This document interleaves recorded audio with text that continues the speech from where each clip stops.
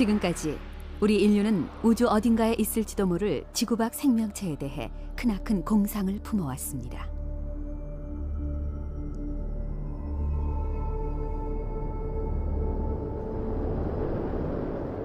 바다도 육지도 없이 가스만 소용돌이치는 거대한 행성. 이처럼 지구와는 전혀 다른 환경 속에서도 생명체는 태어날지도 모릅니다.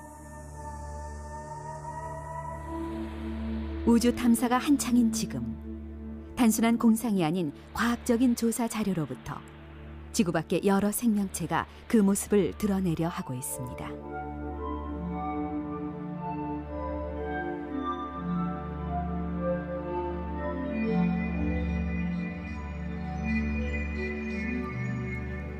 나사 에임즈 연구소의 조엘 헤이건 박사.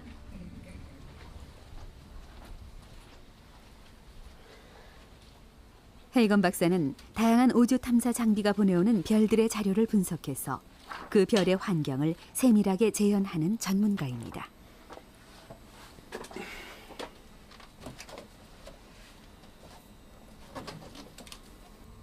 또한 지구 밖 생명체에도 깊은 관심을 갖고 그 모델 만들기에 열중하고 있죠. 속속 밝혀지고 있는 별들의 환경 자료로부터 어떤 외계 생물들이 살 수 있을지, 그리고 그 생물들이 어떤 생태계를 만들고 있을지를 과학적으로 그려내고 있습니다.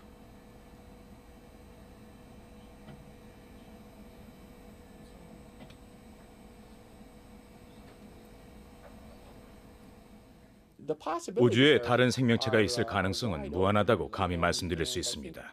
우린 지금 과거부터 지녀왔던 생명체에 대한 좁은 시각을 대폭적으로 수정해야 할 단계에 와 있다고 하겠습니다. 우주 어딘가에 우리의 상상을 훨씬 뛰어넘는 놀라운 생물이나 고도의 지능을 지닌 생물이 존재하는데, 다만 우리한테 그들을 이해하거나 소통할 능력이 없거나 심지어는 우리가 그들의 지능을 전혀 알아차리지 못할 수도 있으니까요. 광활한 우주에는 과연 생명체가 살고 있는 별로 가득 차 있을까요? 그리고 우주 그 어딘가에도 과연 우리들처럼 별을 바라보면서 생각에 잠기는 생물이 있을까요?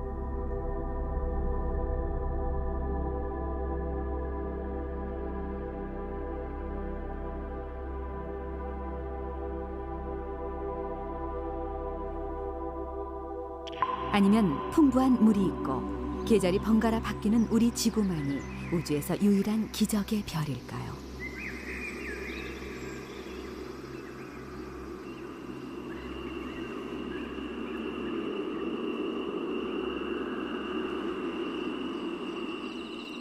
우린 진정으로 우주에서 고독한 존재일까요? 이것은 예로부터 많은 사람들의 상상을 불러일으킨 궁극적인 의문이었습니다.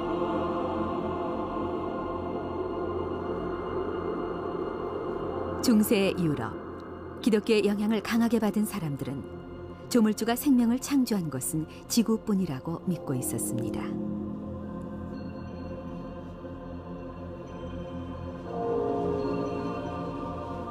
인간은 우주에서 특별하고 유일한 존재이며 우주 질서는 인간을 중심으로 해서 만들어졌다고 여겼던 거죠.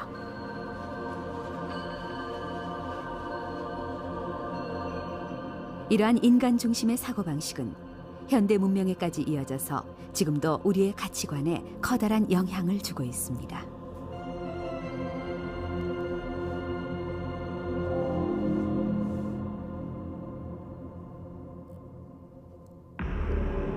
그러나 16세기 말에 나타난 철학자 조르다노 브루노는 그때까지의 상식을 뒤엎는 우주관을 갖고 있었습니다.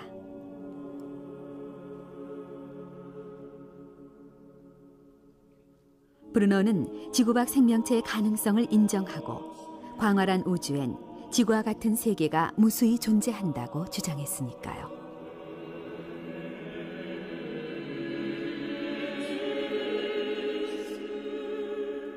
교회는 이 혁신적인 생각을 신앙을 뒤흔드는 위험한 사상이라고 낙인 찍었습니다. 결국 그는 이단으로 몰려 화형을 당함으로써 비극적인 삶을 마감했죠.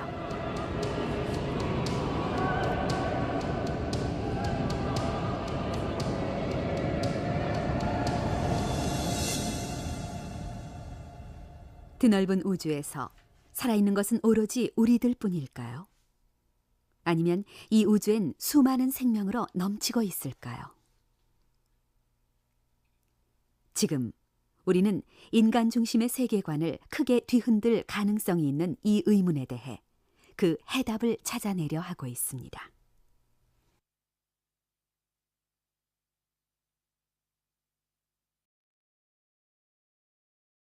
탄생으로부터 46억 년이 흐른 지구엔 다양한 생명체가 진화해서 무려 3천만 종에 이르는 생물로 넘쳐납니다.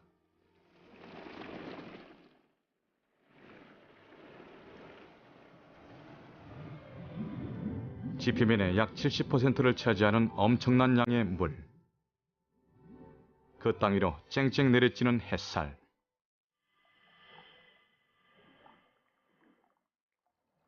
지구는 생명체를 기를 수 있는 여러 요소들 덕분에 기적의 별이 된 것입니다.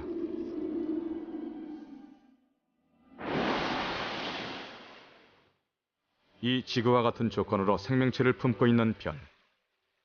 과학자들이 그 별을 찾아낼 단서로서 제일 중요하게 여기는 것이 바로 물입니다.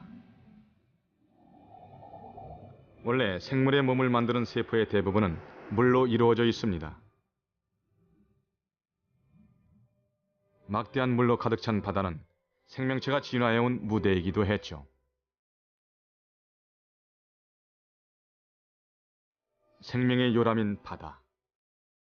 그런 바다를 가진 별이 지구 외에는 없는 걸까요?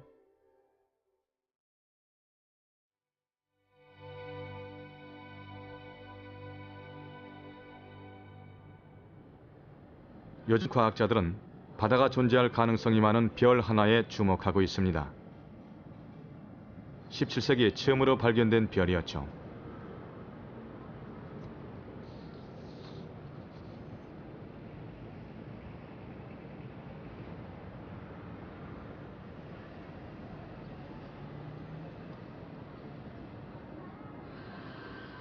그 별의 발견자는 바로 이탈리아가 낳은 천문학자 갈릴레오 갈릴레이입니다.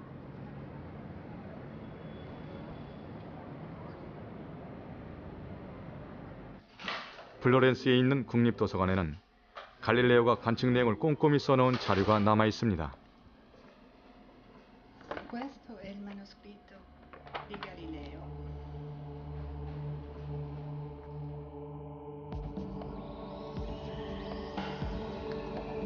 자료의 내용은 목성과 그 4개의 위성에 대한 기록입니다.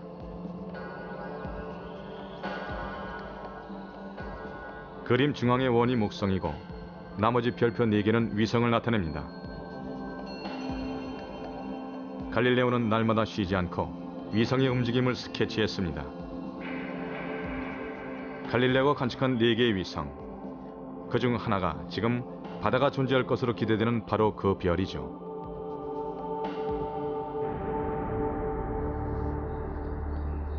갈릴레오 시대로부터 400년 후, 갈릴레오의 이름을 딴 최신의 탐사선이 그 별로 향했습니다. 그 별은 4개의 위성 중 안쪽에서 두 번째 궤도를 돌고 있는 유로파입니다.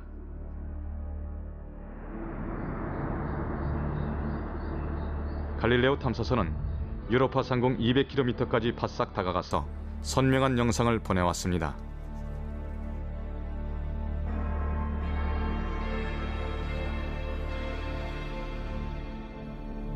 유로파는 지구의 달과 거의 같은 크기이며 표면 온도가 섭씨 영하 160도인 얼음으로 뒤덮인 별이죠.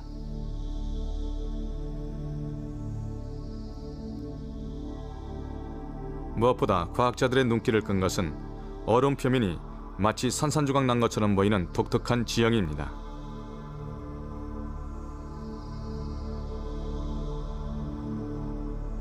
확대해서 보면 사방이 약 5km에 이르는 거대한 얼음 덩어리가 한가운데에서 정확히 둘로 갈라져 있음을 알 수 있습니다. 탐사선의 영상 자료를 근거로 이 독특한 지형을 3차원 컴퓨터 그래픽으로 재현해 봅니다.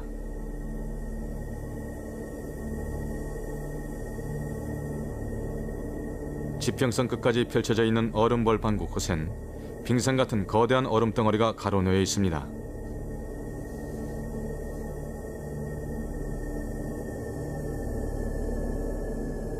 우뚝 솟은 얼음벽의 높이가 100m에서 200m 정도로 남극이나 북극을 떠올리게 하는 장엄한 얼음의 세계입니다.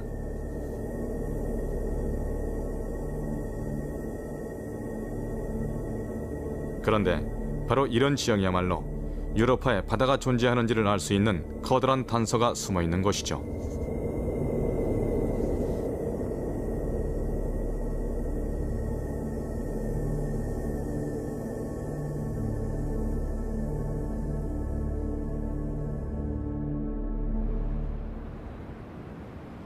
갈릴레오 탐사선이 보내온 유로파의 지표면 영상에 대한 세밀한 분석이 이루어졌습니다.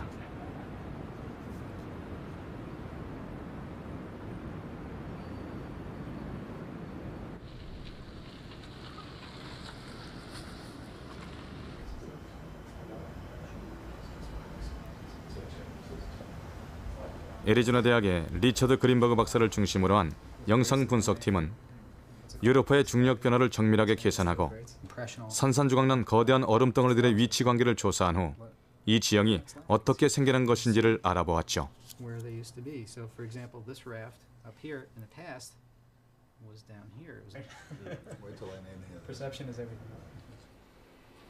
그 결과 얼음 벌판에 어떤 거대한 힘이 작용해서 표면의 얼음이 부서졌다는 추측이 나왔습니다.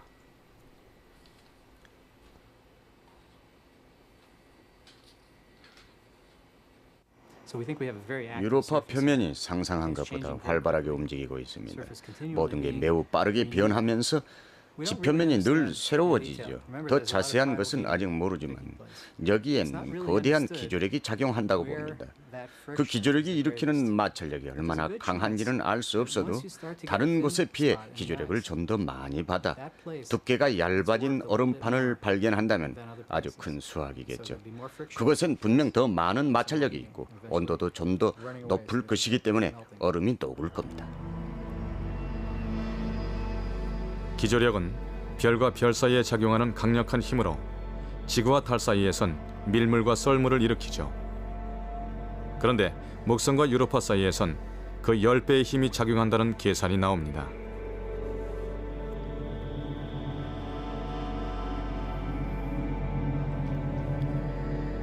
이 거대한 기조력 때문에 유로파가 늘어나고 줄어들기를 반복하죠.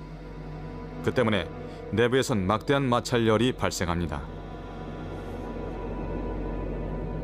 바로 이 열이 얼음을 밑에서부터 녹게 하고 표면을 산산조각나게 만드는 것이죠. 만약 이 내부의 열이 얼음을 대량으로 녹인다면 얼음 밑에는 바다가 펼쳐져 있을 가능성이 있습니다. 애리조나 대학의 연구진이 이번엔 그 얼음 밑의 바다를 뒷받침할 증거를 찾아냈습니다.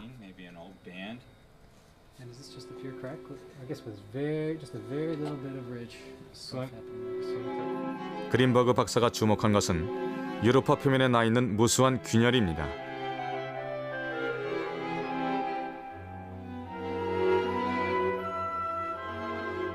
얼음 벌판 위로 가느다란 틈이 끝없이 이어져 있군요. 이 균열에는 두 개의 능선이 평양하게 늘어서 있기 때문에 이것을 겹능선으로 부릅니다.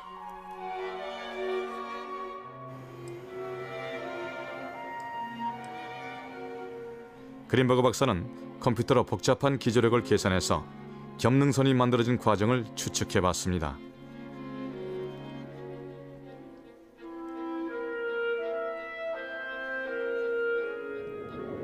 이것은 그가 생각한 겹능선이 만들어진 시나리오입니다. 우선 거대한 기조력 때문에 표면의 균열이 점점 넓어집니다. 그러자 얼음 밑에 있던 바다로부터 물이 솟아오릅니다. 유로파 표면 온도는 섭씨 영하 160도. 솟아오른 물은 순식간에 얼음으로 변하죠. 그 후 기조력의 주기에 맞춰 틈새가 좁아집니다. 얼음은 표면 위로 밀려 올라가서 수북하게 쌓입니다. 그리고 다시금 틈새가 벌어지자 쌓여있던 얼음이 부서지면서 양쪽에 두 줄기의 능선이 만들어지는 것이죠.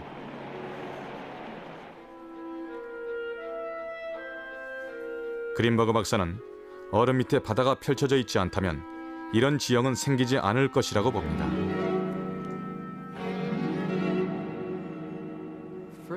무엇보다도 이런 지형은 얼음층이 상당히 얇기 때문에 그 균열이 밑에 있는 바다에까지 닿아서 물이 솟아오르는 것을 보여주는 증거라고 생각합니다.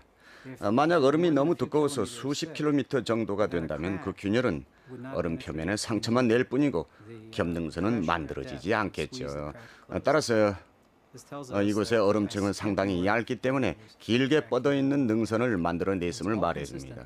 이렇듯 얇은 얼음층 사진으로 미루어 보아 얇은 얼음층 그 밑에는 분명히 바다가 펼쳐져 있을 겁니다. 그린버그 박사 연구진이 생각하는 유로파의 내부 구조입니다. 표면은 몇 킬로미터 두께의 얼음층이고 그 밑에는 깊이가 약 100km인 바다가 펼쳐져 있습니다. 이 바다는 지구의 바다보다 10배나 더 깊은 셈이죠.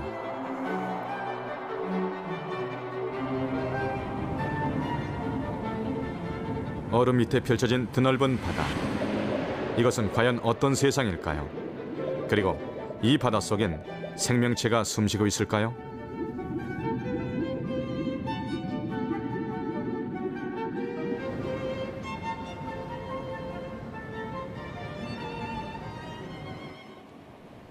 미 항공우주국 나사에선 유로파를 다시 세밀하게 탐사할 새로운 계획도 검토하기 시작했습니다.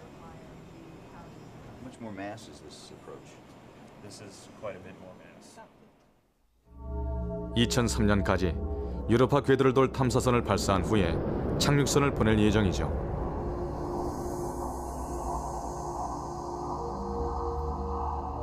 그리고 21세기 중반에는 그곳 바닷속으로 잠수 로봇을 잠수시킨다는 획기적인 구상까지 나와 있습니다. 생명체가 있는지 없는지를 알아보기 위해 바닷속을 직접 탐사하려는 것이죠. 물은 생명이 없어서는 안 될 중요한 요소입니다. 그래서 유로파에서처럼 기조력으로 끊임없이 전달되는 에너지원 덕분에 물이 있을 수 있는 환경을 탐사하는 건 무척이나 흥미롭죠. 이 별엔 생명체를 탄생시킬 환경이 갖추어져 있으니까요. 혜성이 생명체의 재료가 되는 유기물을 유로파에 전해줄 때마다 그 유기물은 드넓은 바닷속으로 녹아 들어갑니다. 이렇듯 10억 년 안에 생명을 탄생시켰던 지구에서와 똑같은 에너지와 물 그리고 유기물이 있습니다. 그리고 우리 지구에서와 똑같은 그 유기물 수프가 벌써 45억 년이나 끓고 있으니 일찌감치 생명체가 탄생했어도 이상할 게 전혀 없겠죠. 나사 연구진이 생각해낸 유로파의 세계입니다.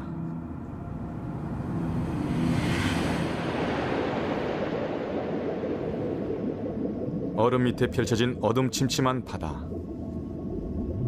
이 바닷물 속엔 대량의 유기물이 녹아 있습니다. 그것을 탄소로 환산하면 지구 바다의 10배나 되는 어마어마한 양이죠.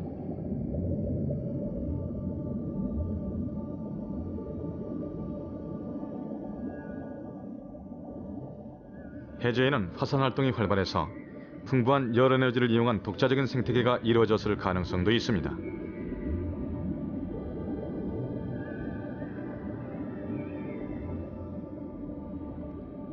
해저로부터 뿜어나오는 더운 물 속에 세균이 번식하고 그 세균을 먹는 새우나 해파리 같은 생물들이 있을지도 모릅니다.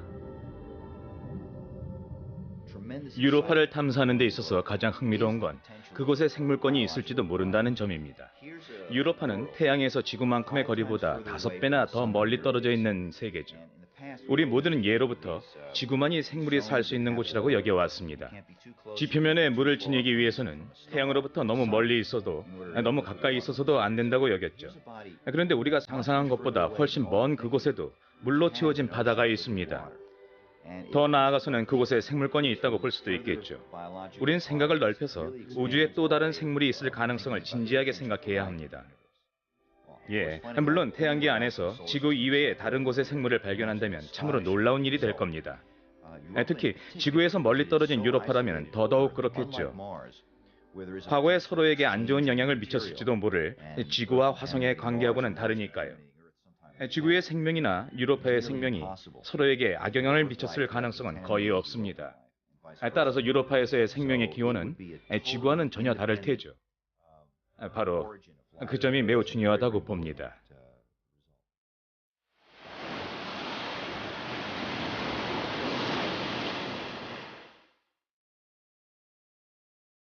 만약 유로파의 얼음 벌판 밑에 바다가 있고 생명체가 확인된다면 다른 곳에서도 바다가 펼쳐져 있기 때문에 생명체가 탄생한 별을 발견할 수 있을 것입니다.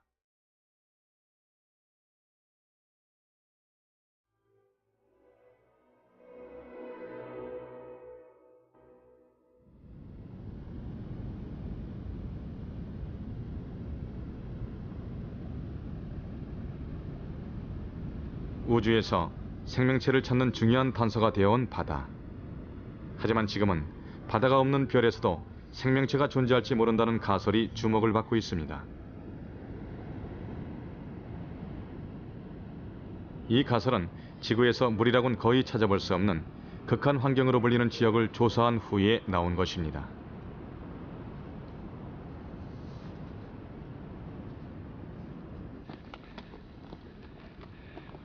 지금까지 우주 생물학의 선구자 임내 프리드먼 박사는 전 세계에서 생명체가 존재하지 않을 것 같은 가혹한 환경들을 조사해 왔습니다.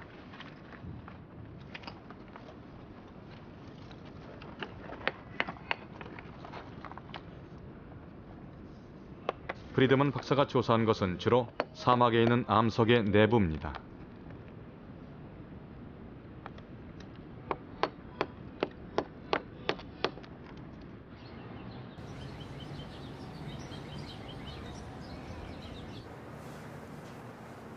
프리드먼 박사가 특히 중점적으로 조사한 것은 남극의 로스 사막으로 전 세계에서 손꼽히는 가혹한 환경의 하나입니다. 플로리다 주립대학의 냉동창고 한 구석에는 그가 20년 세월 동안 수집한 남극의 암석 자료가 보존되어 있습니다.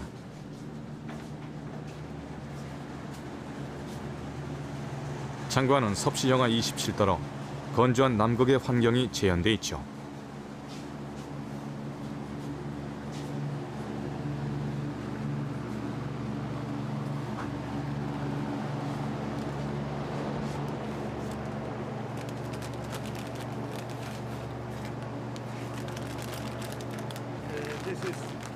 프리드먼 박사는 로스 사막에서 수집한 이 암석 속에서 생명의 세계를 발견했습니다. 암석을 절단해 보죠.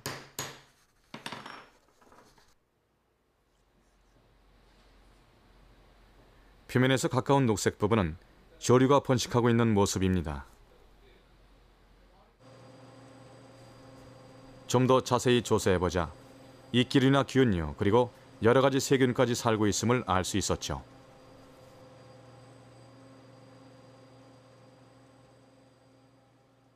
이 생물들은 바위에 스며든 극히 적은 물을 이용해서 가혹한 환경에 적응하고 있습니다.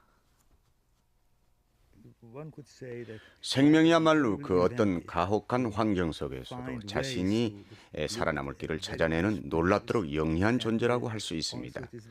그래서 어떤 생물은 물이 아주 적은 곳이나 흘러간 흔적만 있는 곳에서도 멀쩡하게 목숨을 부지하고 있죠. 아직도 세상에 그 생태적 지위를 가려낼 수 없거나 존재할 가망성조차 가늠할 수 없는 생물들이 있습니다. 아무튼 신중에 신중을 기하면서 찾아봐야만 하죠. 그 어느 곳이든 자세히 살펴보면 정말 신기하게도 전혀 기대하지도 않았던 생명이 눈에 띄기 시작할 테니까요. 프리드먼 박사의 연구를 계기로 여러 극한 환경으로부터 생명체들이 속속 발견됐습니다. 이제 과학자들은 생명체에 숨어있는 그 놀라운 적응력에 점차 눈길을 보내기 시작합니다.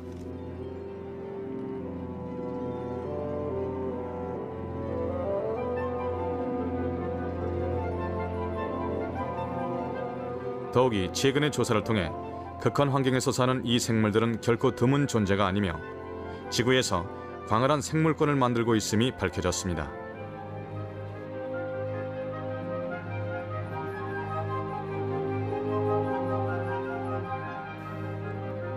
발트해와 접해 있는 스웨덴의 오스카시암, 이곳 땅속 깊숙이 생명과는 무관하게 여겨지는 장소에 뜻하지도 않은 풍부한 생물권이 펼쳐져 있습니다.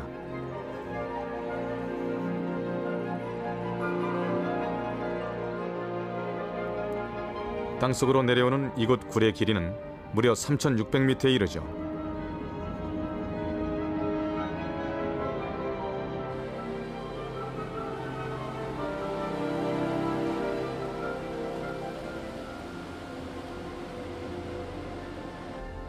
이 지하 바닥에는 핵연료 폐기물을 처리하는 실험 시설이 있습니다.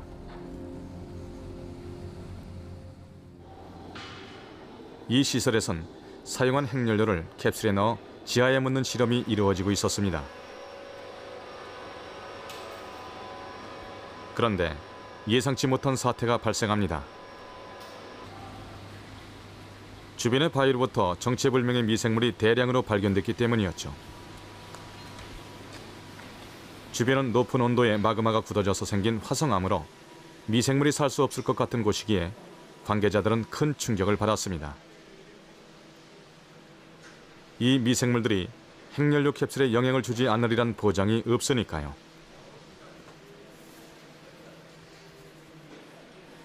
에테버리 대학의 카스텐 페더슨 교수를 중심으로 한 연구진이 지하에 널리 퍼져 있는 미생물의 실태를 조사했습니다.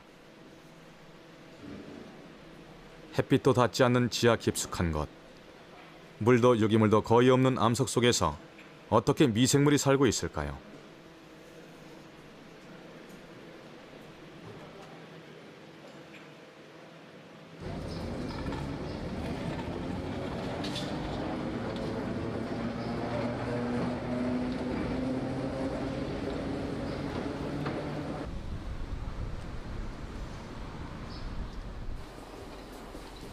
페더슨 교수 연구진은 굴 안의 바위 속에서 다양한 표변을 채취한 후 미생물이 살아가는 생태를 조사했습니다.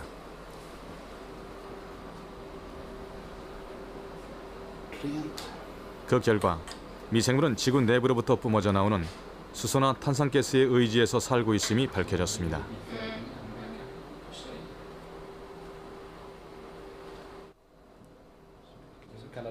이것이 수소를 에너지로 살아가는 미생물입니다.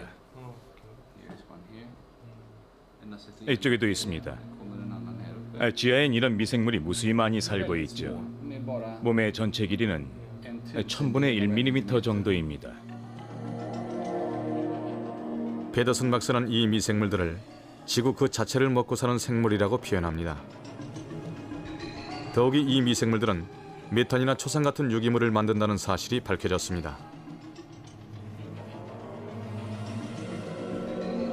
그리고 그 유기물을 먹고 사는 수많은 미생물도 발견됐습니다. 이처럼 지하에는 알려지지 않은 다양한 생태계가 펼쳐져 있었죠.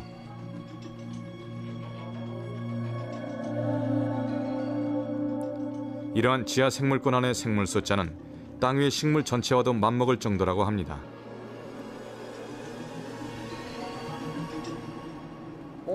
우주에선 우리 인간들처럼 행성의 표면에서 살아가는 생물은 소수파에 지나지 않을지도 모릅니다. 오히려 별의 내부, 지하 깊숙한 곳에서 살아가는 생물들이 훨씬 더 많다고 볼 수 있죠. 이 우주에는 아마도 그런 생물들이 더 널리 퍼져서 살고 있을 게 틀림없습니다. 많은 별에 생물권이 존재한다는 생각이야말로 가장 합리적이고 자연스러운 것이라고 말하는 연구원들도 있습니다.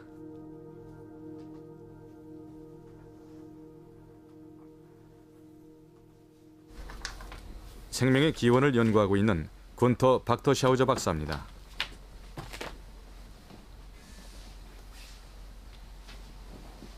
박터샤우저 박사는 우주에서는 너무도 흔한 철이나 유황을 지닌 암석과 적은 양의 물, 그리고 별 내부의 에너지, 이처럼 간단한 조건만 갖춰지면 어느 별에서건 필연적으로 생명체가 탄생할 것이라고 믿습니다. 이 우주에서 생명체가 탄생하고 진화해 가는 것을 결코 기적이나 우연이라고 볼 수는 없습니다. 과학적인 입장에서 생각해 보면 이는 우주의 필연적인 결과라 할 수 있죠. 우리 인간이 이 지구에 존재하고 있는 것도 우주가 필연적으로 만들어낸 결과라고 보는 게 옳을 겁니다. 따라서 이 드넓은 우주 그 어느 곳에서건 생명체가 탄생하고 진화하고 있음이 분명합니다.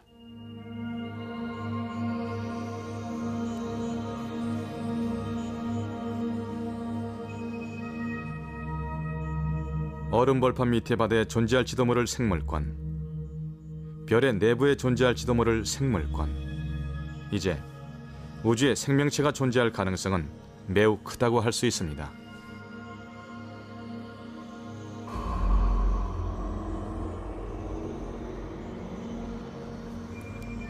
광활한 우주에는 우리의 상상도 미치지 않는 생명의 세계가 있어서 독자적인 진화 과정을 거치고 있는지도 모릅니다.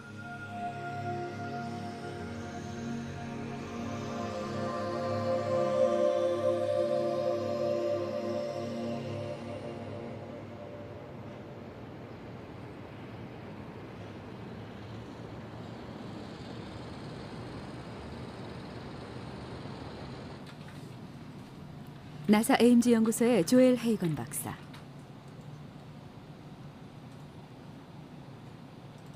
그는 지구와 동떨어진 다른 별의 환경 속에선 어떤 생명체가 살 수 있을지를 알아내기 위해 형태나 크기, 세부적인 동작에 이르기까지 과학적인 모의 실험을 반복하면서 우주 생물체의 모습을 그려내고 있습니다.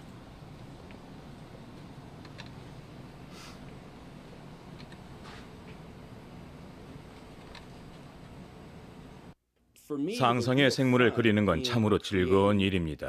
모두가 그야말로 확실한 증거라고는 찾아볼 수 없는 상상도니까요. 하지만 가능한 한 과학의 기본 법칙을 바탕으로 해서 그리기 때문에 이런 생물들을 그려내는 건 단순히 재미거리나 순전한 상상만은 아니라고 할 수 있습니다. 과학의 법칙을 기준 삼아 주로 공기가 희박한 곳에서 사는 생물을 그려내죠.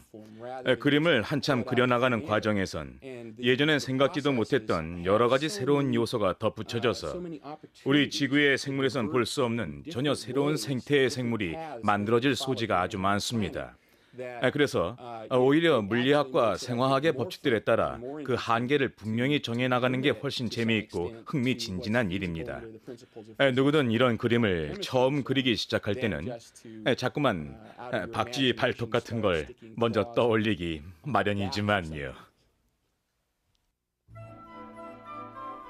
과학자들은 다양한 우주 생물체를 생각해내고 있습니다. 우주의 짙은 어둠 속에 떠있는 거대한 가스 행성. 여기엔 생물이 살고 있을 것 같은 바다도 육지도 없습니다. 이런 곳에서 살 수 있을 만한 생물은 기구형 생물입니다. 이 생물은 위아래로 떠다니면서 가스의 온도차를 에너지로 바꾸어 생명을 유지하죠.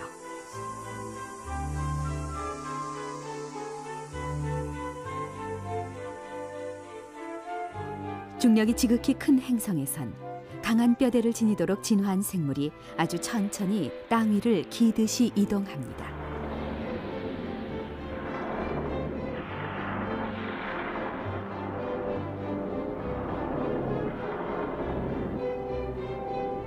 탄소가 부족한 별에서는 반도체 등에 쓰이는 규소를 이용해서 결정 같은 몸을 만들도록 진화한 규소 생물이 있을지도 모릅니다.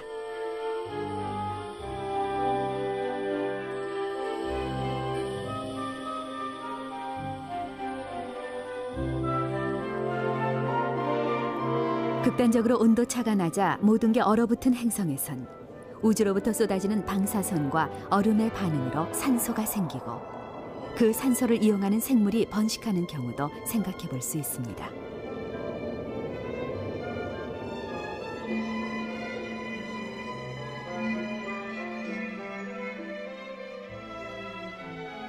우주는 다양한 생명체로 가득 차 있는지도 모릅니다. 그게 사실이라면 그 생명체들이 우리 인간처럼 고도의 지능을 지닐 가능성은 있을까요?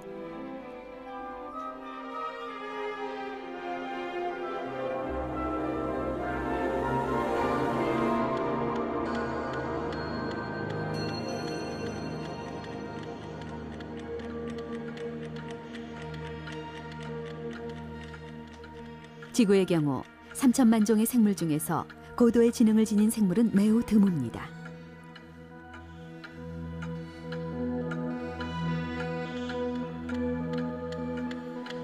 하지만 우주 생물학자 세스 쇼스탁 박사는 우주의 기나긴 시간 흐름으로 미루어 본다면 고도의 지능으로 진화하는 경우가 그리 드문 건 아니라고 믿습니다.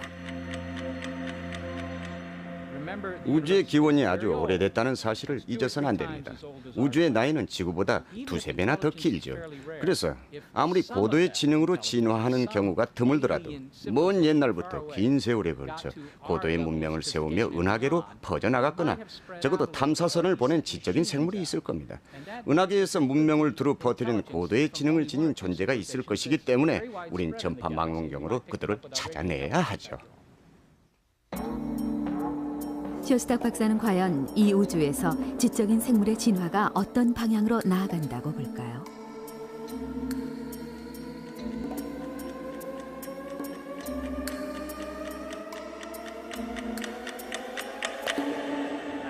우리가 상상하는 우주의 지적인 생물은 대체로 인간을 빼어 닮았습니다. 영화에서 보면 알 수 있듯이 인간을 닮게 표현해야 좀 더 흥미를 불러일으킬 테니까요. 하지만 그것은 우리의 바람일 뿐이고 우린 그들을 늘 생물학적인 시각으로 봐야 합니다. 어쩌면 생물학적 한계를 벗어났을 수도 있죠. 그들은 이미 자신의 몸을 개조해서 기계처럼 변했을 수도 있고 더욱 진화한 지능으로 우리보다 앞선 문명을 만드는지도 모릅니다. 우리가 그런 것들에 대해 얼마나 긍정적인가가 문제겠죠. 만약 그런 것들이 사실이라면 은하계에 존재하는 지적인 생물 대부분이 그런 초지능체로 진화하고 있을 가능성이 있습니다. 엄청난 숫자의 별들이 모여있는 대우주. 여기엔 고도의 문명을 이루고 있는 생물이 진정으로 존재할까요? 그리고 우린 과연 그들을 만날 수 있을까요?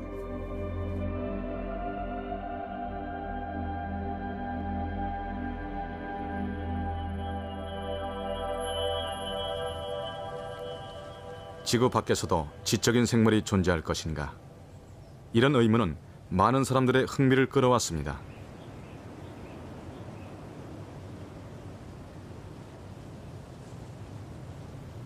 캘리포니아에서 포도주를 만드는 크리스 소프 씨도 머나먼 별의 세계에 마음이 끌려서 늘 천문학에 흥미를 품어온 사람이죠.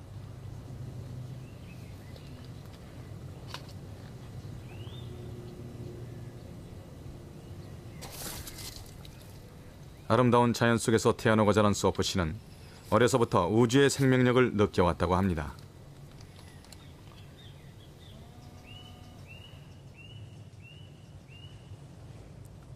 이 드넓은 우주엔 우리를 닮은 지적인 생물이 틀림없이 존재할 거라 믿고 있습니다.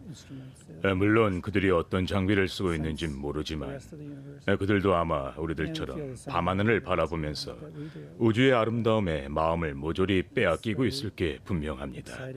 그리고 그들 또한 우주 어딘가엔 자신보다 더 지적인 생물이 있을 것으로 믿으며 살고 있을 거라고 봅니다.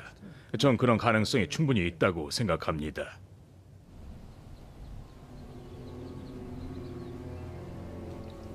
소프 씨는 2000년 봄부터 캘리포니아 대학에서 시작한 지구 밖 문명을 찾는 새로운 계획에 흥미를 갖고 참여하고 있습니다.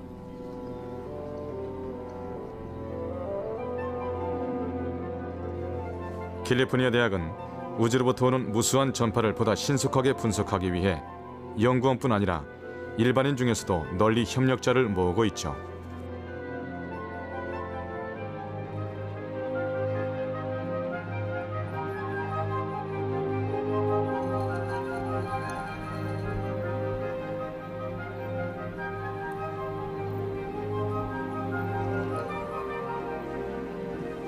우주로부터 오는 전파 자료는 협력자의 가정에 조금씩 나누어줍니다.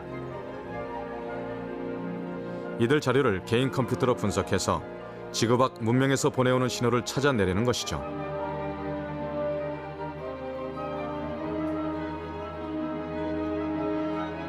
누구한테 그 지구 밖 문명으로부터의 호출이 있을지는 아무도 모릅니다.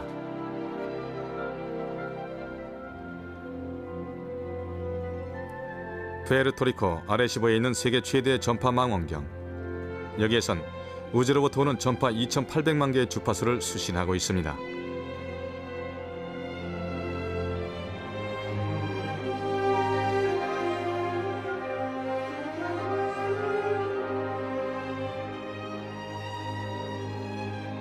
이처럼 우주로부터 쏟아져 내리는 무수한 전파 중에서 지구 밖 문명이 내는 신호를 찾아내리는 연구를 세티라고 부릅니다.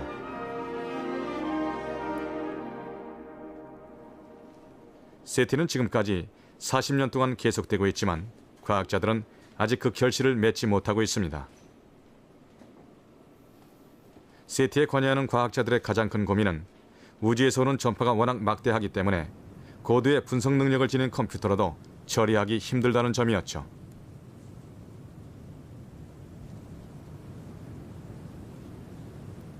지금까지 세티가 분석해낸 것은 은하계의 극히 일부분에 지나지 않습니다. 이런 한계를 뛰어넘기 위해 버클리 캘리포니아 대학을 중심으로 새로운 실험이 시작된 것입니다.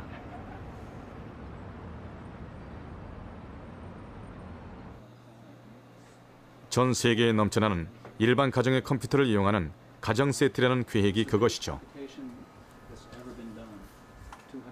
이 계획에는 이미 전 세계 국가로부터 300만 명이 넘는 사람들이 참여하고 있습니다.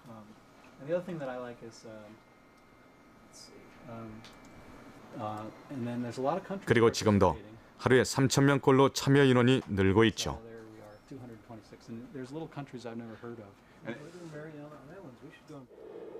이것은 우주로부터 오는 전파를 음성 신호로 변환한 것입니다. 우주의 전체 활동에서 발생되는 자연적인 전파는 이처럼 주파수 높낮이의 폭이 아주 넓은 광대역의 주파수 신호입니다. 이런 신호는 싸하는 잡음이 나는데 때에 따라 높은 주파수에서 낮은 주파수까지 모두 들리는 자연적인 신호죠. 하지만 우리가 발견해 내려는 신호는 이렇게 인공적인 것처럼 들리는 소리로 그 주파수 대역 폭이 아주 좁습니다.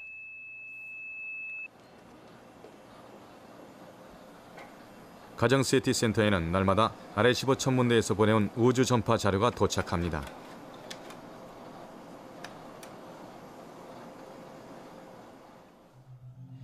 이 자료를 조금씩 나누어서 인터넷을 통해 세계 각지의 협력자에게로 전송하는 것이죠.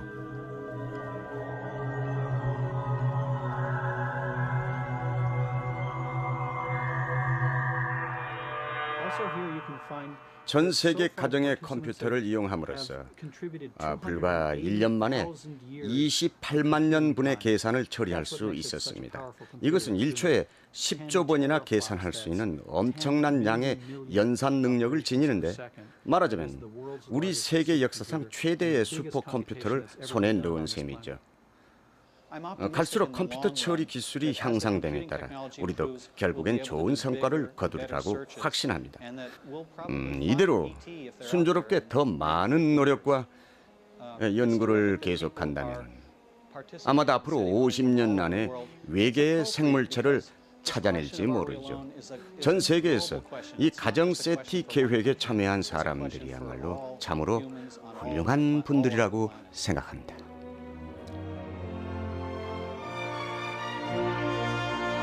우리는 과연 고도의 문명을 지닌 지적인 생물이 보내는 신호를 찾아내서 그들과 교신할 수 있을까요?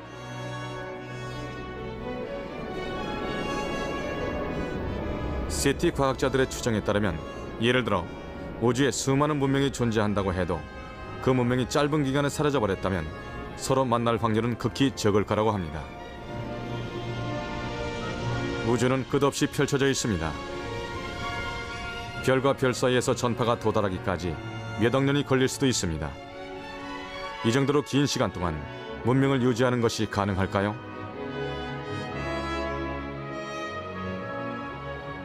어쩌면 우린 어느 문명의 한순간만을 잡아내려고 애쓰는지도 모릅니다.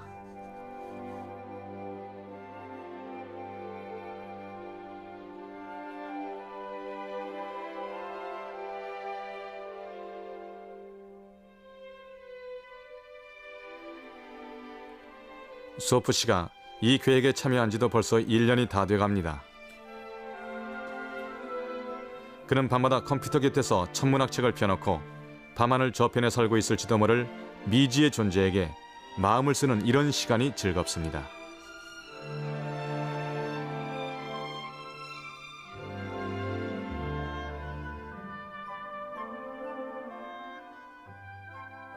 아마도 이 드넓은 우주엔 수많은 생명의 세계가 펼쳐져 있을 것입니다. 물론 그 숫자가 워낙 천문학적으로 많을 테니까 시간을 갖고 신중하게 좀 더 많은 가능성을 생각해 봐야겠죠. 실제로 이 지구 안에서도 서로 다른 많은 환경이 존재한다는 사실로 미루어 보면 우주 전체에는 더더욱 복잡하고 다양한 환경이 존재할 것이고 그런 환경에 잘 적응한 생물들이 살아갈 것임에 틀림없습니다. 이는 일개인이 감히 해낼 수도 없고 상상만 하기에도 벅찬 우주라는 너무도 광활한 세계로의 탐험이죠. 물론 지구 밖 문명에서 보내오는 신호를 찾아낼 확률이 사실상 복권 당첨 확률보다 극히 적다는 건 잘 알고 있습니다. 하지만 우주 그 어딘가에 외계의 생명이 존재할 가능성이 있다는 걸 떠올리기만 해도 저로서는 무척이나 가슴이 설레고 아주 즐거운 일입니다.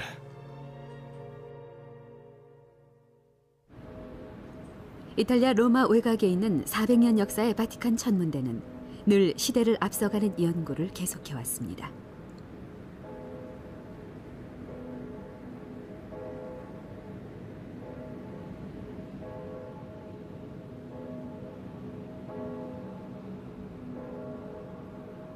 이곳에선 지금도 전파 망원경을 이용해서 대우주의 신비를 파헤치고 있습니다. 천문대장직을 맡고 있는 조지 코인 신부는 영국 출신 천문학자입니다. 코인 신부는 오래전부터 지구 밖 생명체에도 관심을 갖고 과학자로서 그 가능성을 주장해왔죠. 지구 밖 생명체의 발견이 인류에게 무엇을 가져다 줄 것인지를 종교와 과학 두 가지 측면에서 찾아보고 싶어 합니다. 만약 지구 밖의 우주에서 생명체가 발견된다면은 우리 인류가 이제까지 생각해온 우주관에 큰 충격을 던져주게 될 것입니다.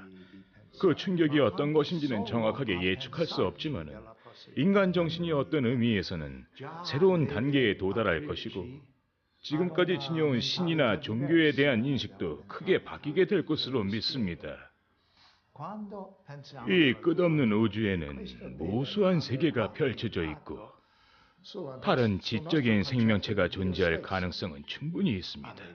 일찍이 철학자 조르다노 브루노가 그렇게 주장한 적이 있습니다만 오늘날 과학의 관점에서 살펴본다면 그가 어느 정도는 진실을 알아맞힌 면도 있다고 말할 수 있습니다. 인간 중심의 우주관을 뛰어넘어 지구 밖 생명체의 존재를 인정한 400년 전의 철학자 조르다노 브루노.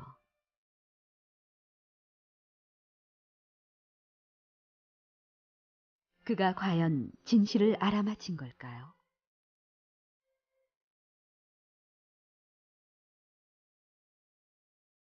(21세기) 우린 다양한 우주 탐사를 벌이면서 그 의문에 대한 해답을 찾아내려고 합니다.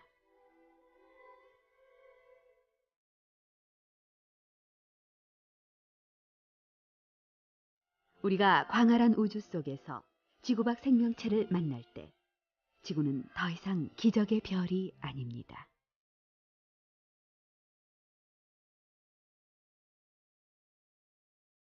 그때 지구에 사는 우리 인류는 전혀 새로운 눈으로 우주를 바라보게 될지도 모릅니다.